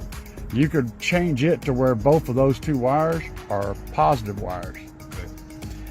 And that way you can, and then you can go Ground to the frame, ground to the body. Yes, sir. So that's one option to help without dumping a bunch of money. You know what I'm saying? But the other thing is these batteries are just not going to keep up with this, even if they're both perfect and both brand new. And if you're running 4 of them, you might barely be able to keep up, just barely, if they're all in good shape. It's going to be really tight because you're looking at 300 to 400 amps of continual throughput for those 4 AGMs. And this guy here, cutting the power in half, is still looking at 400 amps, with peaks much higher than that. So I really don't think that 4 AGMs is going to do your job. I had a 8,000 watt amp in the Tahoe, and I was running 8 big AGM batteries, and they just kept up, and that was 8. So I don't think this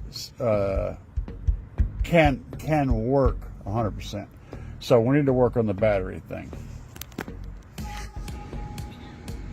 It's where it gets good, guys.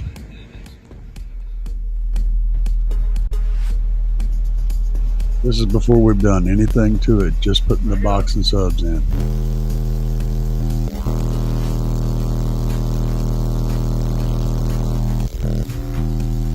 Better. 147.1. Yeah. Now put it on about 44.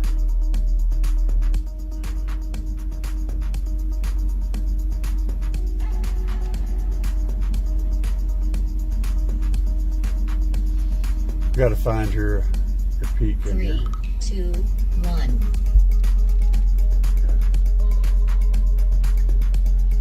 Crank it.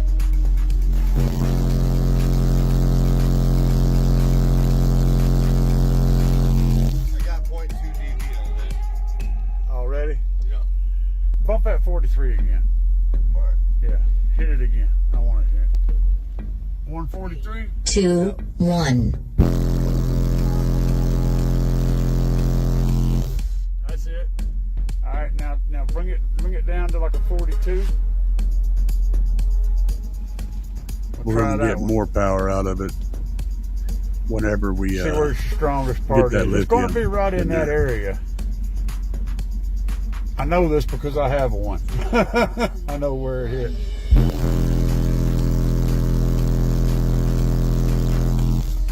Same. So go down to a 41. 147.4.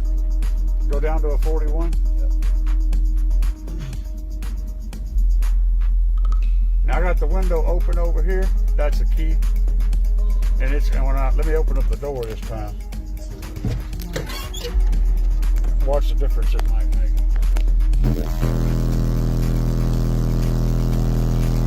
That bottle just fell off the hood. The bottle fell off the hood. 43, 44, 42, 43. So go back to a 43 with the door open, and let's see what it does over here. Remember, short burps because we don't want to heat the coils up and shit. We want to keep them cool so we can test. Yeah, well, turn the volume up so I can pause it. Yeah. Oh, that instant hit's bad. You want to roll into it.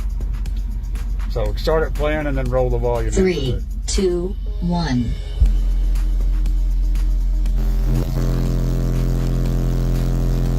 See, it went up to a 5. 147.5. 147.5 just from opening the door. Sounded like shit's fucking falling apart. Well, yeah, that's because it is.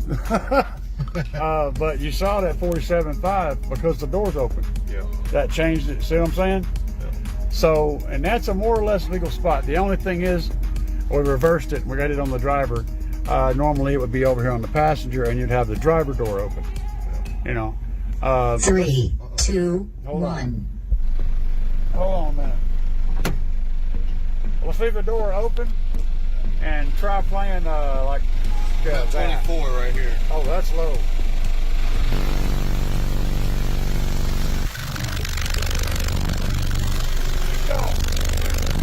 Come on, crank it up. I'm hitting 140. Oh, 140, 142.2. A 142 at 24 hertz? Yeah. Those subs are totally staying loaded too. They're not unloading at all. Play like a 22 hertz. 22? Yeah. Yeah, I said 22, baby. Bring it. I knew that port was low.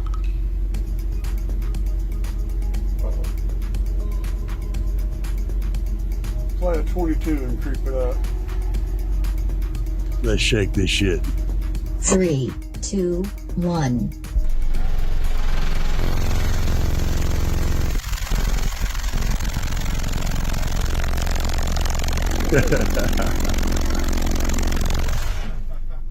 That's solid. What did we hit up here? I didn't look. You gotta look. You gotta watch the meter. Crank it up again. See It's what it goes 22 up. hertz.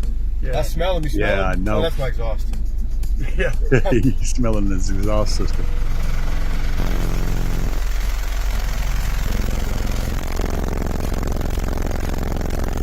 That's 142 1 at 22 hertz. At 22 hertz. I wouldn't go any lower than that. No. But yeah, that's solid, bro. Yeah, baby. That's what I'm talking about. Guys, understand this. That amplifier is basically running off of one AGM battery, pretty much. And it's not getting anywhere near the power it needs to run. So he's going to gain quite a bit just getting the electrical straightened out, getting the rest of that took care of, which is basically getting a good lithium battery back there, losing those bus bars, running some heavy copper wire over there. He's going to gain. The amplifier itself is set way below clipping. It's not set at clipping, it's set way below clipping. The system he had in there before, which is where the amplifier was set to clipping at, was completely different. And it was set up, it's got a lot of gain left in it. So there's an easy 150 in this thing. But as you guys are pointing out in the comments, yeah, it's a rattle trap, man. The whole damn thing shakes. The hood shook so much that that bottle slid off the hood. It's kind of crazy, man. It's really crazy. So we're going to do a lot with his vehicle, and I've already told him that he's probably going to wind up pulling that headliner and sound deadening the crap out of that roof just to stop it from vibrating, because it's one big humongous piece of floppy metal, and it's just letting it go. The roof panels were actually hitting. They're actually hitting the roof rack. They're a slap against the roof rack outside. It's just stupid. And those are the V1s, guys. That's the V1s. Let's see what she's talking about in the comments. I want to comment. I wanted to let the video play so you guys could see it. Richard, yeah. Richard, he's got a 160 build, and I've had him in videos before. His van, he's in several videos. His van's in several videos. But yeah, he's got a nasty 160 van. He did a real good job helping him and working through the electrical system upgrades and all that to get all that done. He's just lacking in batteries back there. So yeah, Richard for the win, 100%. And Team Savage Sounds is a big deal because we all help each other. One of our teammates, Dustin, is the one that designed that enclosure. And then me and Chris got together and built the enclosure. And Richard helped him with the electrical all the way from front to back. It's all teammates. It's all teammates from our team that are participating in helping him get that thing up and running. Chris has had a rough life. He's been through some bad stuff, and he's made lots of bad decisions himself. And he's passed all that. And he's improved his life by leaps and bounds. He's a very, very, very pleasant person to be around. He's very respectful. He works his butt off every single day. He's a good guy. And I'm going to do my best. I'm going to do my best. I am going to help him with that lithium situation. So that's my thing. I'm going to do that. So he's going to get took care of. And I'm going to help him with the other stuff. I can't do all of it, but I'm going to try to do some of it, and I'm going to teach him how to do it. That's the most important part. I don't just do it for him, and everybody's the same way. We're not just doing the stuff for him. We're making him do it mostly, or at least teaching him along the way so he learns as well as gets a cool vehicle. I think knowledge is the most valuable thing that we possess. No matter what happens to you in life, no matter where you find yourself, no matter what situation you find yourself in, having knowledge is something no one can take away from you. And knowing how to do something or how to make something can save your life. So anyway, I could go down the whole rabbit hole about that. Joe Berserker said, you're going to go to audio shows. Yeah, we definitely do that. That's a big part of our life right now. So yeah, absolutely. Chef said that thing's a window breaker. Yeah. And one of the things that'll break a windshield quicker than anything is a floppy rearview mirror. That sucker will tear up a windshield and make your life miserable extremely quick. So we got to do lots of things in this vehicle. Rob Richards said my SSA Team Evil 18s came in a wood crate along with the foam and 3 cardboard boxes. Yeah, and I like that. That's cool. That's cool. Um, let's see here. Good here. SSA cares about the products, no doubt. Um, if it's a 95, Stu said if it's 95 to 99 GM, stuff will fall apart. Yeah. I tried to get him to build a wall. I really wanted him to build a C-pillar wall. I told him he needs to build a C-pillar wall. He's going to like it better. But he wanted that windshield. He wants to be in that class, and I feel you. You know, all that stuff. I understand. But yeah, you got to pay the price to run a box instead of a wall. You're going to shake the body all to crap. Joe said, Stu, LOL, those vents and headliner coming down. Yeah, no doubt, dude. That was a lot of movement back there. Just hope those 410s stay in the roof if they're still there. 410s. I don't know what the 410s is. Are you talking about the little speakers mounted in the back there, in front of the back, over the back window, and the headliner? If you are, they are there and they are playing. He actually uses those. He likes them. I'm of the opinion that it won't be long before they'll be coming out because that subwoofer is not going to be friendly to them for real. So yeah. Man, I need to build a box for my 218s. Yeah, right. Does it not? It gets contagious, right? You see it and you're like, man, I got to get off my ass and do that. You know, that's the inspiration.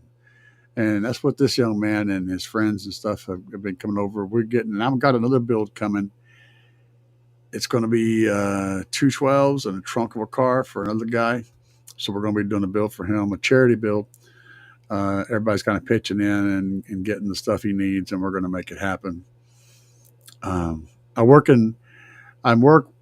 with, or I'm helping and volunteering with a little bit with a local halfway house for people that are recovering from life decisions that were not so good, and I found a lot of good love in this environment, and we're going to be doing a lot more work with these people. So there you go, man. That's pretty much all I can say about it.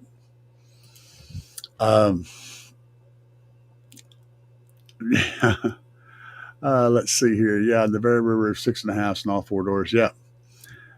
I caught up. I figured out what you're talking about. I forgot that they had those stupid little scrawny speakers, but yeah, they're still there. They actually replaced them, I think, and put some newer ones in there. I'll have to dig into that on camera at some point. Said the factory 4x10s had tweets mounted in them, angled at almost 90 degrees forward. Oh, that's cool. I can dig it. I personally don't like rear stage, but I'm not everybody. No, I don't like those bus bars. I mean, they're aluminum bars. They're technically thick enough, but the problem with a bar is, okay, I'm going to explain why I don't like that setup where you mount bars to the batteries. So you got your bar, okay? It's doing this. And you got your batteries. They're doing this also. Okay, they're like two different planes. The bars going across, the batteries going across. And then you got a floor that it might be doing this, or it might be doing this, might be doing this. I don't know. What's it doing? So you've got a stiff bar. You've got semi-stiff batteries. They can kind of wiggle and move. And the floor that's semi-stiff. And all of those things can kind of move. And the bar doesn't want to do that. So if an alignment going through a hole is a little bit like this or like this, you could wind up with a weak connection and you can get arcing. And bars they just do that. That's what they do. If you're going to make a bar be your connection, everything has to be perfect. like the floor those subs are mounted on, the system, not subs, but batteries. All of that has to be rigid, stiff, hard, and solid and straight and even. Or the bar is going to be hitting things at angles, which will make when you tighten down the nut, tightens down, it won't be flat. It'll be slightly tilted. Just slightly, but that just slightly tilted, even to your eye, it won't look tilted. But that just slightly tilted bolt or nut is only making contact in one tiny spot.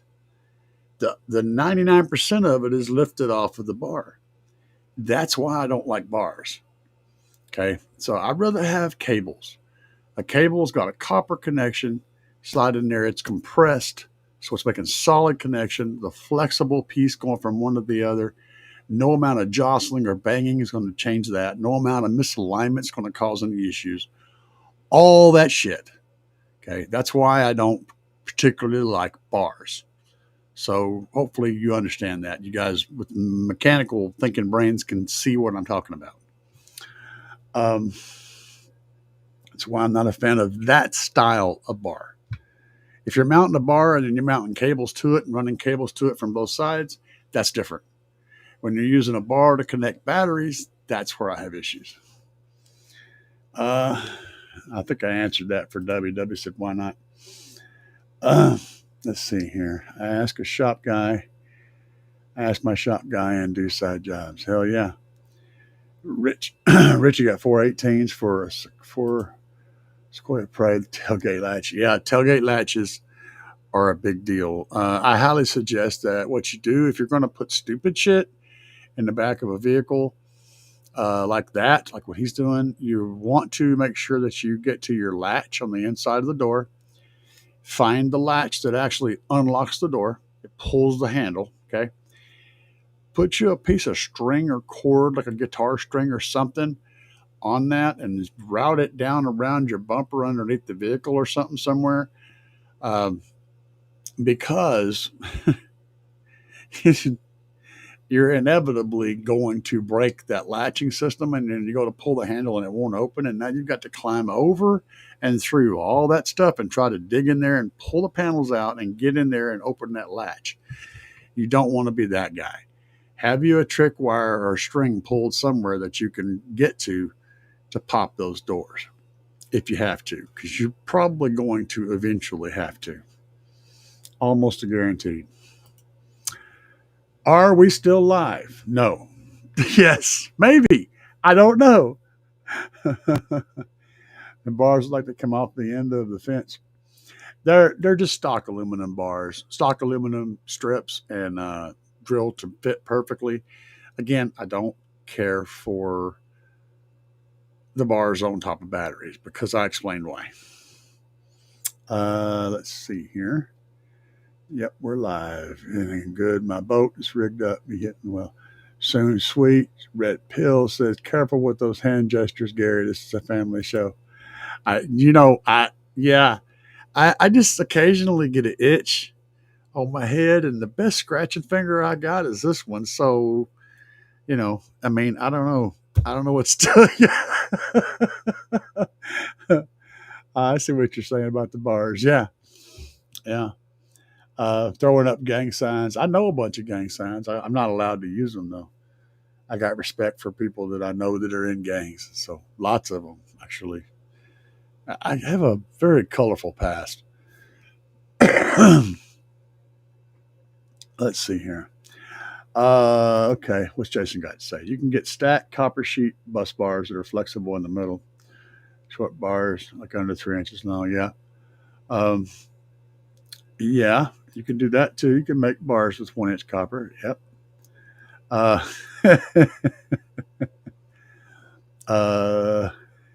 Yeah, he laughed.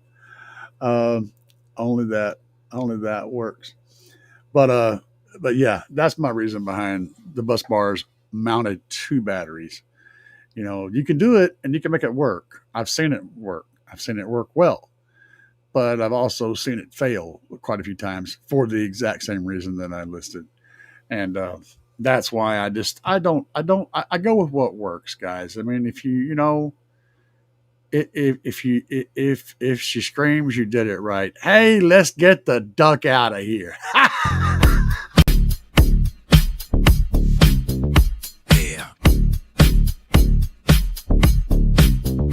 Yeah.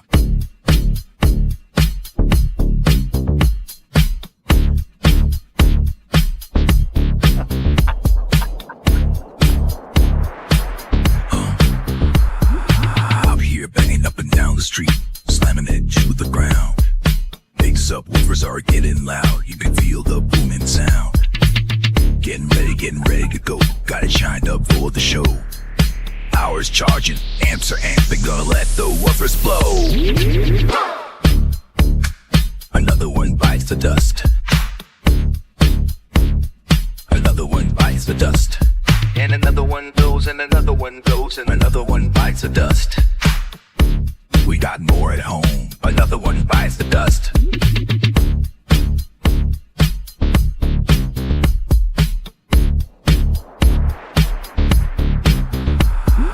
Eyes are glowing and the amps smoking. Subs are cherry red. Let me keep jamming, gotta keep the bass slamming. Gonna go hard till they're dead. Full power, gotta let it go. 20 hertz in the floating air. Sparks are flying, voice coils are frying, and the smoke is in the air. Another one bites the dust. Another one bites the dust. And another one goes, and another one goes, and another one bites the dust. Hey, we got more at home. Another one bites the dust.